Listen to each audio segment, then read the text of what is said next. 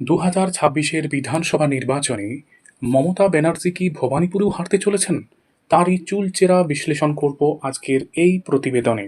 2026 নির্বাচনে এখন সবার চোখ ভবানীপুর বিধানসভা কেন্দ্রের দিকে। গত 21 সালের বিধানসভা নির্বাচনে নন্দীগ্রামে মমতা শুভেন্দুর টক্কর সবাই দেখেছিল। সেই বছর পশ্চিমবঙ্গ জুড়ে তৃণমূলের ঝড় থাকলেও নন্দীগ্রামে পরাজিত হয়েছিলেন মমতা ব্যানার্জি। ঠিক 5 বছর পরে 26-এর বিধানসভা নির্বাচনে মমতা ব্যানার্জি নন্দীগ্রামে না লড়লেও শুভেন্দু অধিকারী মমতা ব্যানার্জিকে চ্যালেঞ্জ জানিয়েছেন ভবানীপুরে।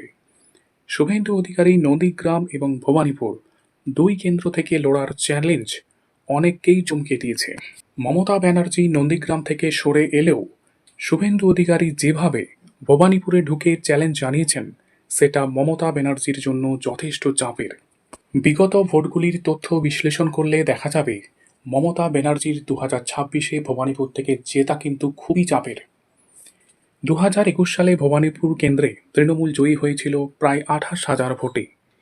2024 সালে লোকসভা ভোট অনুযায়ী ভবানীপুর কেন্দ্রে তৃণমূলের সাথে বিজেপির ভোটের পার্থক্য দাঁড়িয়েছে 8,000, অর্থাৎ 28,000 থেকে তৃণমূলের জয়ের মার্জিন কমে দাঁড়িয়েছে প্রায় 8,000। এছাড়াও 2024 সালে লোকসভা ভোট অনুযায়ী ভবানীপুর কেন্দ্রে যে মোট 8টি ওয়ার্ড রয়েছে তার মধ্যে 5টিতে বিজেপির লিডে রয়েছে এবং 3টি লিড নিয়েছে তৃণমূল।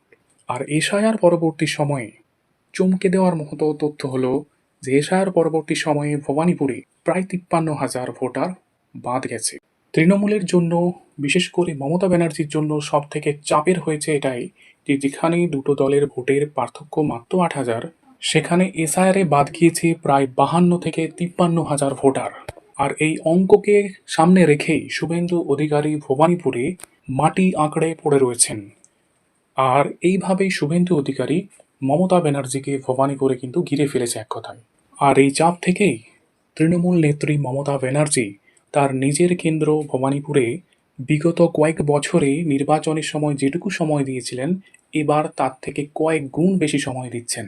4 মে শেষ হাসি কে হাসে এটা দেখার অধীর অপেক্ষায় পশ্চিমবঙ্গবাসী।